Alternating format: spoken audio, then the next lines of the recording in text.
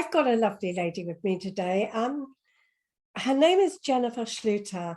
I had to practice that because I get some fascinating people with very exotic names, and I think names are important to pronounce correctly, but I think I've got it right, Jennifer. She is a hypnotherapist and soul mentor. And I've done some training. I trained as a hypnotherapist as well as a counselor and psychotherapist. So I know how powerful hypnotherapy is. But Jennifer, tell us more about you. Thank you so much, Wendy. Thank you for having me and pronouncing my last name correctly. You did a great job at it. Okay, so I was born and raised in Germany until I was 19, and then I just packed my bags and went to LA and moved there because I wasn't the person that had a very close family and great family structure and great family environment. So it was easy for me to just pack up and go. And then I studied in LA, and I actually, instead of studying for my finals, I went to a party and met my boss. That's a great story. I love it. And he was like, "Hey, Jenny, do you want to bring up 6 new newspapers from the ground?" And I was like, "Sure. If you show me how to do it, I'll do it. I want to stay in the country. This sounds like an amazing opportunity. I'll do it." And I ended up managing all of the 22 newspapers that were in his company. And it was a great job. It was a great opportunity, and I do not regret it at all. However, after 2 years, I felt like, okay, there's something missing in my life. I'm not fulfilled. I ended up going drinking a lot on the weekends, and there was a situation that happened where I was like, okay, this is enough. Something is off here, and I need to do something. And my friend suggested to go to a hypnotherapist, and that's what I did. And I remember the first session, I quit my job and traveled the world after. Like 6 months later, I was out, but I had made the decision after this very first session. So hypnosis was super, super powerful for me. And as I was traveling, I received more sessions from someone, and she helped me with my money mindset and really fixing the relationship with my mom and finding out why I was dating terrible people and so many other things, right? And I was like, wow, hypnosis is so powerful. And I really also, I want to help people. I want to make people's lives better.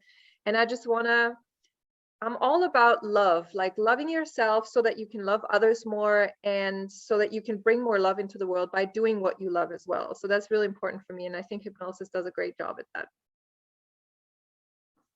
Wow. Well, that was a very condensed version of your life. But I want to ask you more about that because you said that you were attracting the wrong people, you're getting into the wrong relationships, mixing with the wrong crowds. And what was that like, that kind of life? Because managing 22 newspapers, but at the same time you were getting into so you had quite a high-powered job, quite a responsible job. But there was another side to it about your relationships. Yeah, absolutely. So when I went to LA, I was very fascinated by gang culture, and I was always intrigued by people who had I guess they kind of had the same upbringing as me, because they never had or they also had like they didn't have a family structure. They had messed up families and all of that, but worse than me. And I was kind of attracted to fixing them, to helping them. And I picked it because also it was my comfort zone. My comfort zone was drama, fighting, arguing, nothing stable, no stable love. I didn't understand love. I didn't know what it was. So that's why I was, and I say that I was attracting these kind of people. I consciously chose to attract these people. Really? Yeah, absolutely. Because I put myself into these situations, and also with like alcoholics and people who had guns, and I don't even know, like I don't want to know, frankly, to be honest, what all of them did, like for real. Okay. But and I'm glad I never found out, but it was definitely my comfort zone because I didn't know any better. I didn't know anything else. Well, it's what you knew, wasn't it? It was very familiar to you. So if you had grew up in that background. So yes, you're going to be attracted to similar kind of thing, and the drama, because that's what you knew. So I mean, gangs and drugs and that kind of life, it's very full of drama, isn't it? So yeah, it's understandable why you were attracted to that. But equally quite scary, I should imagine at times. Living on the edge a little bit, if you know that there's... Yeah, I was definitely in a few situations that I had a lot of guardian angels. Wow. Yeah. Okay, so then you decided that, okay, that your friend suggested you had a hypnotherapy session. What led you to that? Because that's, you don't just sit over coffee with a friend and go, hey, why don't you have a hypnotherapy session? That sounds like a good idea. It's not the same as going, why don't you go to the nail bar, is it? Exactly. So there was a specific situation that happened with at that time I was not dating people anymore who were like gang members and alcoholics and cheaters and liars, but I was dating people who were emotionally and physically unavailable. And I was a lot in the dating scene, and I went out a lot of the times, and I drank a lot. So that night when whatever happened was a night where it ended up being the best night in her life for one of my girlfriends, because she has met her partner that she's still with him after like 7 years. And Wow. his friend ended up being the worst of the worst for me. So it was the worst night for me. I'm not going to go into detail here because That's fine. I'm not going to say that. But that situation was when I said, something needs to change. It needs to change. I need to go away from the alcohol for a little bit. I need to change something because I don't feel fulfilled, and I feel like I'm throwing myself into these situations to create some kind of outlet. So I need to change something, and I need to go to therapy. And I brought it up in front of my friend, and she said, Jenny, why don't you go to my hypnotherapist? And I trusted this friend because she had also recommended The Secret to me, the book. Yeah. And so I was like, you know what? I don't know what this is, but I trust you and I'm going. Yeah. And so you had some kind of recommendation. It wasn't just cold, if just, well, yeah, it was something that you trusted your friend, and Yeah. she had done too. So yeah, so I do think it's an incredibly powerful tool. I mean, I don't use it standalone now. I did some training with it, but not any great depth. But I do integrate it quite often, or parts of it, within what I do. So yeah, it's but it went on from that, didn't it? Because that you obviously discovered how powerful it was, but you weren't going to go, okay, that's good. You decided you're going to train as well.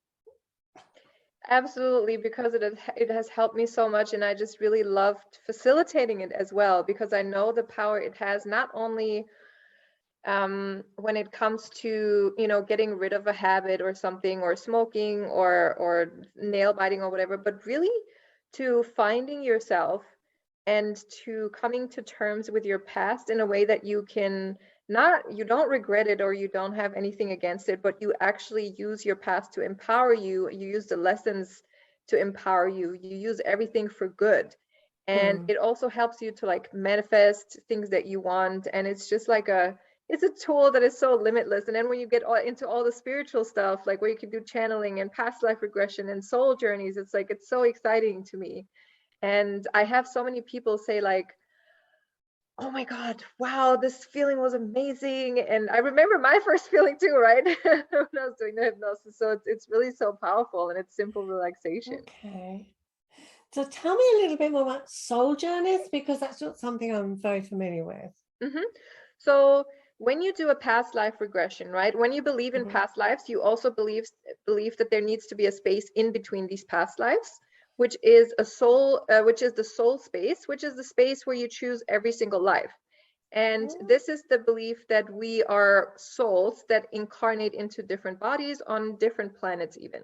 And so a soul journey is a part of hypnosis where you can actually take people to their soul, to why they've chosen this life, why they've chosen their parents, what their parents are teaching them, what you're teaching your parents.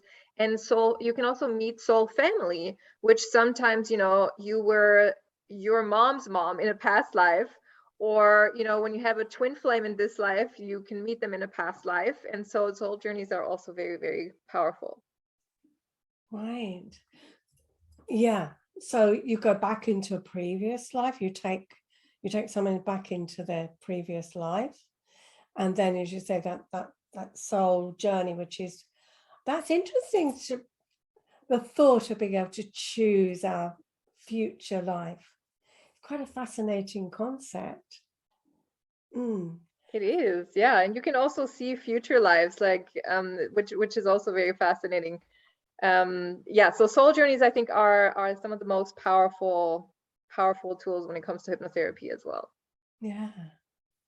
Gosh, so now you work with all kinds of people. I mean, do you work remotely? Do you work face to face? How do you work with people? I work online mainly, and whenever I'm in a country, because I travel a lot, so I sometimes give workshops, so breathwork or hypnosis or manifestation workshops, but I usually work online. But when I go back now to Johannesburg, I'm planning on having like set workshops every other week. Okay. And really giving that money that I earned there to a charity or to people in need, just because that feels like the right thing to do right now. Yeah. From the live workshops. And then when everyone is paying me online anyway, then I can definitely do that. Wow. So that sounds really interesting, because there's a whole mix. You can work with people individually, as you said, in groups and in workshops. So yeah, interesting. I think the whole world has changed, hasn't it? Certainly since the pandemic. I mean, so much has gone online now, where people would have been more reticent to kind of try that. I mean, you and I would not have met probably. And I was working on Zoom before the pandemic, and I was interviewing people before the pandemic on Zoom. But I just feel that now remotely, more and more people are doing it. So it's really interesting, isn't it, that we can do that? And I think more people are open. Our clients are more open to using remote kind of facilities. And it's more convenient, isn't it? Because you say you can work anywhere across the world, and you can, people find it more convenient. They can pop, rather than traveling to see you or me, then it cuts down on that, doesn't it? So there's all of those benefits. Yeah, absolutely. And people get to do it in the comfort of their own home, which is great. Yeah. So, but yeah, at the same time, I do believe that now people are craving connection a lot, like face to face. Not necessarily, I guess, because with us, okay, it's fine. Like your therapist, you can definitely see them online, but like real life experiences. Absolutely. And I find that an interesting one as well, because what I noticed was that you said that you, before all of this, during your kind of journey, you were meeting people or having dates or connections with people who are unavailable. And I think that's an interesting part, that wanting that connection, but actually choosing someone who you can't have that connection with. And I guess that's a part of your story as well, and discovering what was going on for you. Because I guess if you came from a traumatic childhood, your caregivers wouldn't have been available. So it would have been, let's keep you at arm's length. It's safer. Yeah, that was it. And then I realized also in a session that the only person that was available for me to love and to be loved by, which in a way that I understood it, was my grandmother. My parents did love me. However, I didn't understand that they did, because they had a different love language that I didn't understand. So my mom, she would always she would gift things, and I would ask her, I was like, Mom, please spend more time with us. Like, don't be working all the time. Just be at home. Like, I don't want the gifts. I don't care for that. And so I never felt loved. Yeah. Which I only, thankfully, I read the 5 love languages, and then I was like, oh my God. And so yeah, the only person that was available for me was my grandmother. A fascinating story. I really found, I hope the listeners find it fascinating as I have. What is one thing you could suggest that people could take with them away, right now, maybe a tip or. So I always love to tell people, the more you take time for yourself in a quiet space, whether that's relaxation with hypnosis, with meditation, with just nothing, or doing something that you love, the better of a person you become. You don't need, as a hypnotherapist, you don't need a counselor necessarily. If you want to, of course you can have it, right? But if you feel like you want to do it on your own, or you feel the need to go within by yourself, then you have the power within you. And the more often you relax, and the more often you find a quiet space for yourself, the more you're going to thrive. Yeah, I would totally agree with you. It is stopping and just being at times and allowing. Yeah, they're very powerful, that. Thank you so much for being a guest today. I will put your details, your contact details, in the show notes, but what's one easy way that people can get in touch with you, Jennifer? You can definitely find me on Instagram and send me a message. Super easy. Or Facebook. Okay, thank you again so much for being a guest. Yeah, that's been brilliant. Thank you. Thank you.